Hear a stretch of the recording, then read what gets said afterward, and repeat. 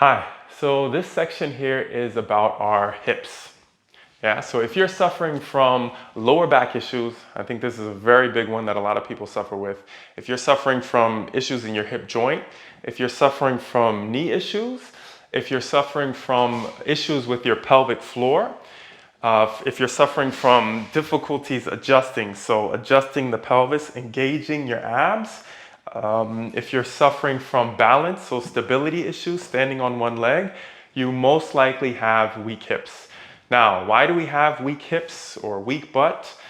The main reason is we sit too long. You probably know this. If you sit in a chair for a long time, your butt, basically your hip, your butt muscle is pulled, it's extended. So similar to the bicep muscle, the bicep muscle is now extended, and this is where it's short and contracted. Same thing with the glute, it's extended. So what happens similar to a rubber band, if you pull a rubber band for a long time, basically the rubber band loses elasticity. It's the same thing that happens with our muscle, we lose strength. So what happens is the butt is a part of the posterior chain. The posterior chain consists of three muscles: your hamstrings, your glutes, and your lower back. So those three muscles work together to support the spine, right? So whenever you're picking something up from the floor, you're squatting down, whatever, you're running, you're leaning forward a bit, your posterior chain has to work to support your spine, right? Your pelvis, your spine. What happens is when the glute kind of shuts off, doesn't work properly anymore, all that pressure falls onto your lower back. So now, this is why a lot of people end up with herniated discs, back issues, pelvic issues, knee issues, everything. When you're standing on one leg. So standing on one leg here, a lot of the pressure falls onto the knee, right? So we want to also use our hip. So if our hip isn't working properly, most of the pressure will fall onto the knee. That's why a lot of us also end up with knee issues. So it's very important that we strengthen our hips. Yeah, so you probably did the two tests, simple tests, where you're lifting your knee out to the side. Yeah, so this shows stability in the hip joint, also mobility in the hip joint. And you also probably did the test where you're laying down on your stomach and you lift to see which muscle do you feel. Do you feel all three, your lower back, your glutes, and your hamstrings?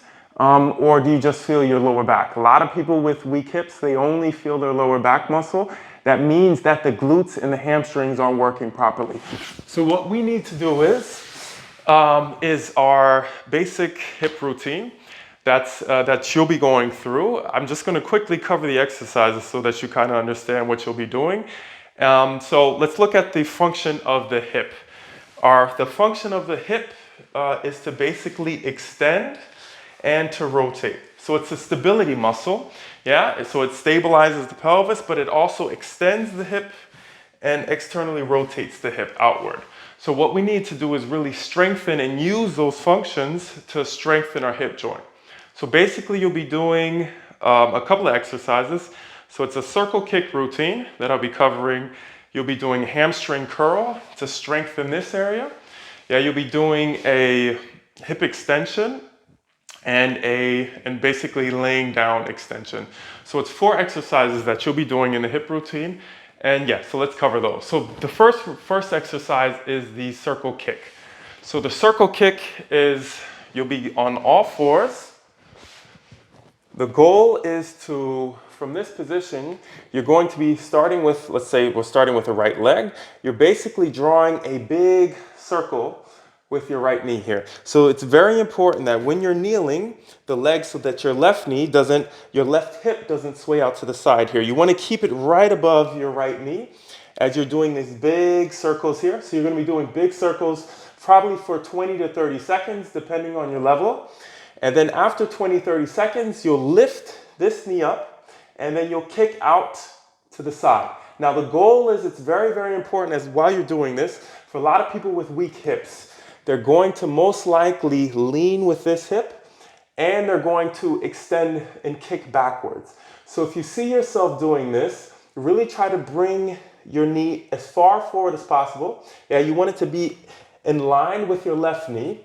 And you also want to make sure that your foot is not higher than your knee. So you kind of want to be here. So this happens to a lot of people with weak hips. They'll end up doing this and then kicking backward, and their hip will lean out to the side. So to prevent that, we'll lift as high as you can. And then from this position, you're going to kick out. So even if it's here, that's okay. Also try to not lean with this hip. So really bring this hip forward. So out to the side. What you can also do is you can come all the way to the wall and get your knee and hip aligned with the wall here. So from here, you're going to be doing the same exact thing. So this makes it much more difficult here because you can't lean with your hip. So you'll basically be here, big circle, make sure you're breathing. You'll do 20 to 30 seconds. Then you'll lift this knee up here and then kick out to the side, also for 20 to 30 seconds. Yeah, so that's if you're, if you're really weak in your hips and you notice your hips really shifting to the side as you're doing your circles, then you'll really want to come here and lean against the wall, yeah? So also very important, try to not, as you're doing these, try to not bend as much. So a lot of people tend to bend the elbows here so that they can lift their leg higher.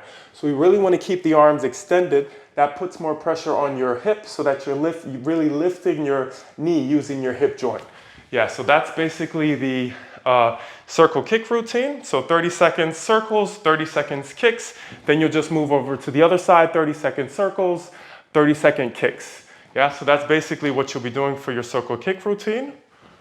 So next we have the hamstring curl. So for this one, we're focusing on building strength in the hamstring, which is connected to the glute. So it's very important that our hamstrings are strong. Also helps to strengthen or protect our knees. So basically you'll be extending. So this, as soon as you extend the hip, you'll engage the glutes more. So really try to extend the hip here. And then from here, you're just going to be lifting, contracting, 5, 4, 3, 2, 1.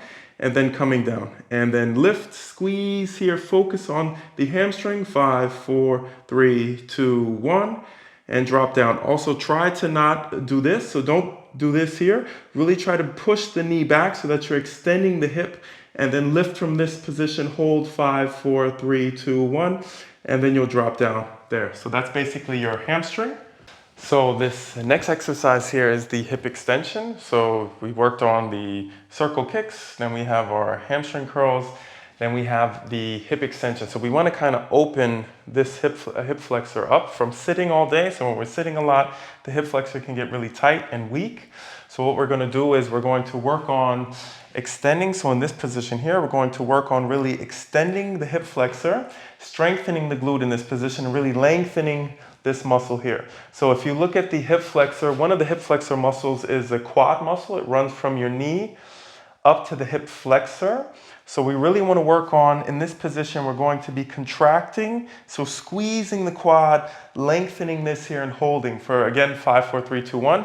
We're going to be using a band. So putting this band here on, and we'll get this right about right behind our knee.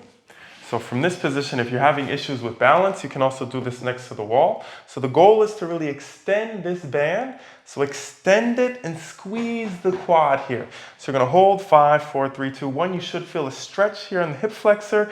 You should feel your glutes working. So come in and then 5, 4, 3, 2, 1.